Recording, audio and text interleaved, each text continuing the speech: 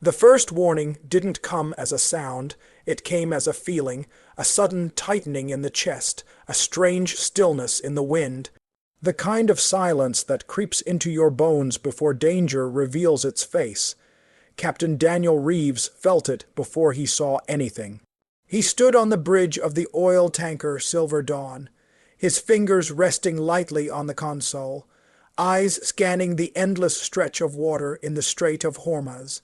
The sunrise had painted the sea in soft gold, deceptively calm, almost beautiful, but Daniel had spent 20 years at sea, and he knew better than to trust beauty in a place like this.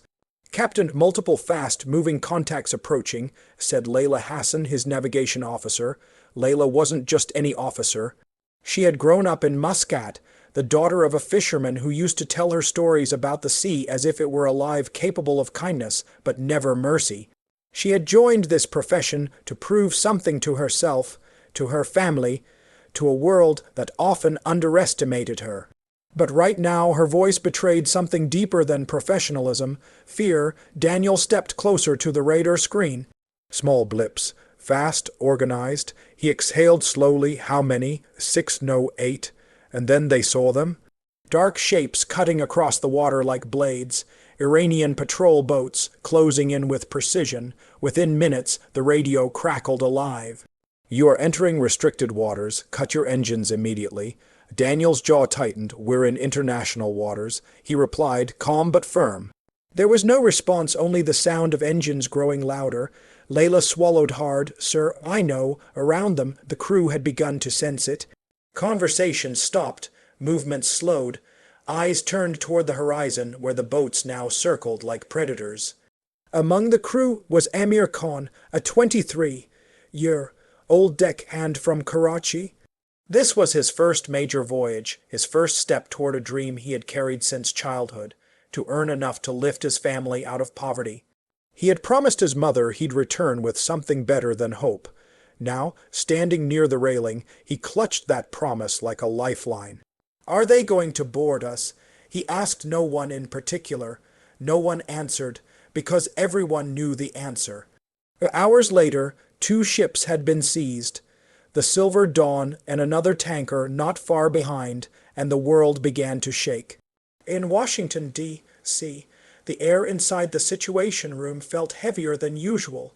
President Alan Whitmore sat at the head of the table, a man known more for his measured calm than fiery speeches. He had built his reputation on restraint, something that, in moments like this, could either save lives or cost everything. Around him, advisors spoke rapidly. "This is a direct provocation. We need to deploy naval forces immediately. If we don't respond strongly, it sets a dangerous precedent." But Whitmore wasn't looking at them. He was staring at a photograph on the screen. Amir's face, young. "Uncertain, human, they're not just bargaining chips," Whitmore said quietly. "They're sons, daughters, people with lives waiting for them." General Marcus Hale leaned forward. A decorated military leader, Hale believed in decisive action. To him, hesitation could be fatal. "With all due respect, sir, if we don't act, we look weak." Whitmore finally looked up. He said, "we show the world that strength doesn't always come from pulling the trigger." Back on the Silver Dawn, the atmosphere had shifted from tension to something colder. Control, armed guards moved with rigid discipline. Orders were given, not discussed. The crew was gathered, watched, contained. Amir sat on the floor beside a storage container, his back against cold steel. He pulled out a small, worn photograph of his mother. He remembered her voice the night before he left. "Don't be afraid of the ocean." She had said, "Just respect it." He almost laughed at the memory. This wasn't the ocean he was afraid of. It was people. Nearby, Layla tried to maintain composure as she quietly spoke to Daniel. "They're not treating us harshly, but they're not saying anything either." Daniel nodded. "That's the strategy. Silence creates fear." Layla hesitated. "Do you think anyone's coming for us?" Daniel looked at her, not as a captain, but as a man who understood what that question truly meant. "I think," he said slowly, "someone is trying to decide how." Meanwhile, thousands of miles away, another story was unfolding. Amir's mother, Farah Khan, sat in a small living room in Karachi, surrounded by neighbors, all watching the same breaking news. Iran seizes two international oil tankers. Her hands trembled as the screen showed blurred images of ships, soldiers, and headlines that felt too big, too distant, and yet unbearably personal. "That's his ship," someone whispered. Farah didn't cry, not yet. Instead, she stood up, walked to a small shelf, and picked up the Koran she kept there. Her lips moved silently, her prayers steady, focused not for miracles, but for protection. Because deep down, she knew something the world often forgets. Behind every headline is a heartbeat. Days passed. The world expected escalation. Warships moved into position. Fighter jets were placed on standby. Social media erupted with fear, anger, speculation. General Hale pushed harder. "We have a window. A targeted strike could force their hand."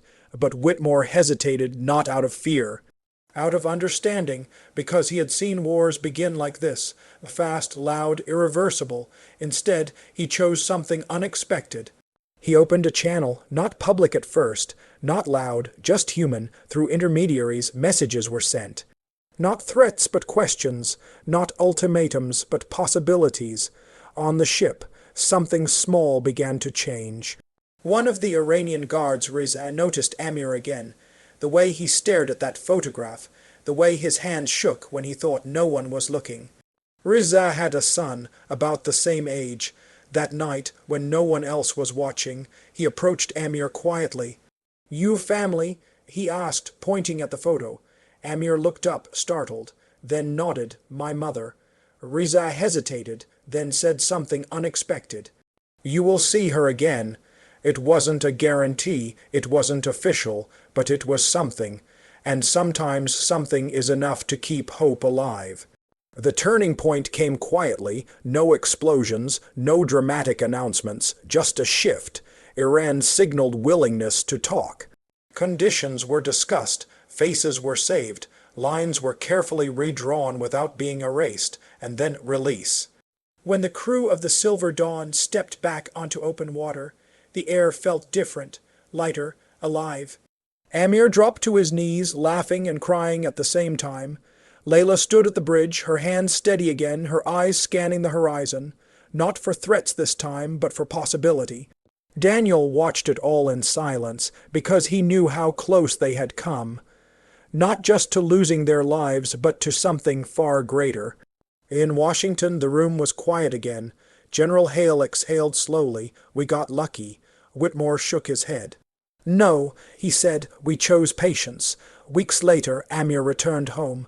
When he saw his mother, he didn't say anything. He just held her, and in that moment everything, the fear, the silence, the waiting collapsed into something simple and powerful. Relief, the world moved on, as it always does. New headlines replaced old ones. But for those who lived through it, something had changed. Daniel would never forget the silence of that morning. Layla would never forget the strength she found in uncertainty. Riza would never forget the boy with the photograph. And Whitmore would carry a quiet truth that few would ever fully understand. That sometimes the most unexpected response is the one that saves the most lives. And in a world addicted to noise, power, and reaction, it is restraint quiet, difficult, deeply human restraint that can echo the loudest.